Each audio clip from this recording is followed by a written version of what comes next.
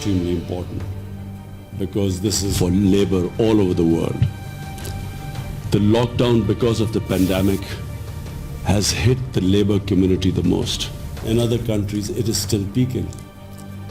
And so therefore, it's very important that all of us have some sort of a combined strategy to deal with with this vulnerable section of a society, labor.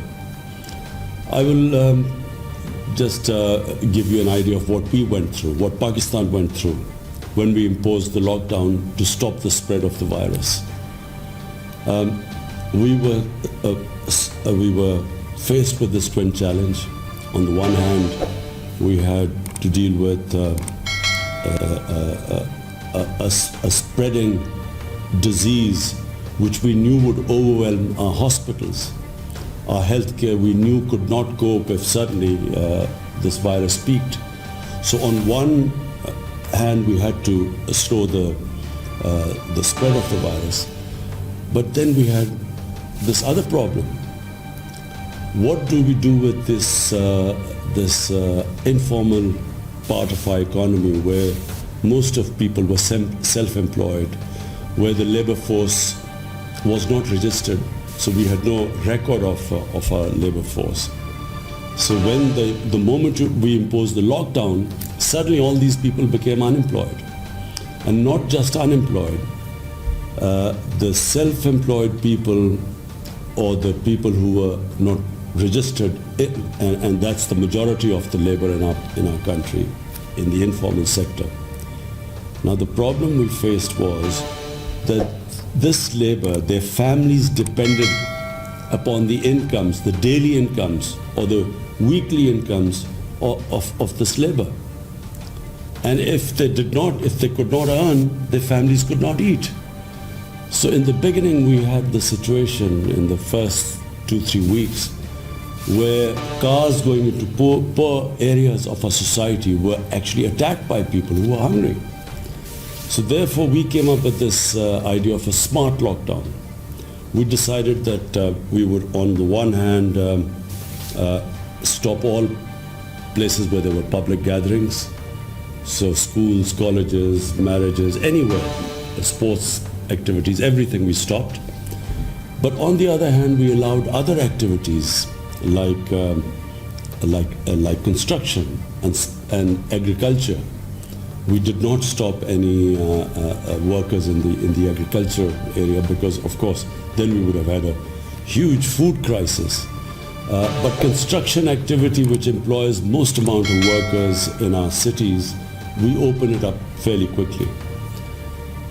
On top of it, we decided that we needed to transfer cash to this informal part of our labor, which there was no registration. Those who were registered, we asked the employers to keep them employed, and we compensated for them.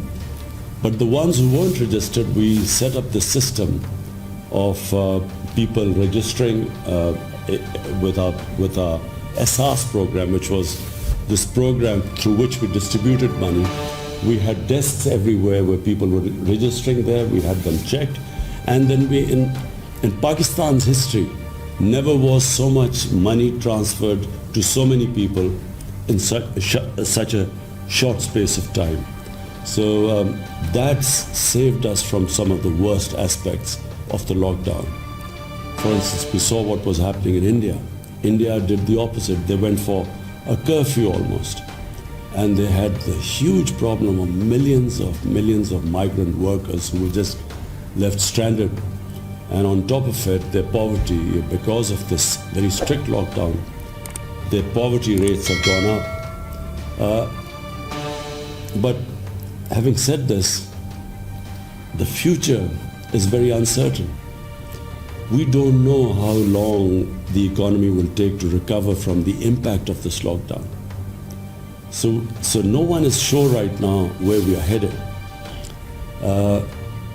And we are all praying that some vaccine comes out as a cure to this virus.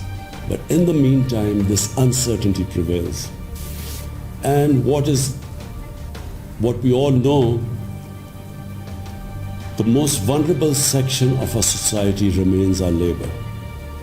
And that's why this summit is extremely important. We need to share ideas. We need to have some sort of a joint strategy on protecting our labor class, our laborers who are, who are at the moment, businesses are going bankrupt. The small and medium industry, which employs the highest number of people, is the most vulnerable. In fact, the most bankruptcies are in the small and medium industry. And that's why we need some sort of a strategy. Our second problem is, of course, our workers who are working abroad. This country depends upon their remittances, and not just Pakistan. I know a lot of other countries depend upon the remittances of their labor working abroad.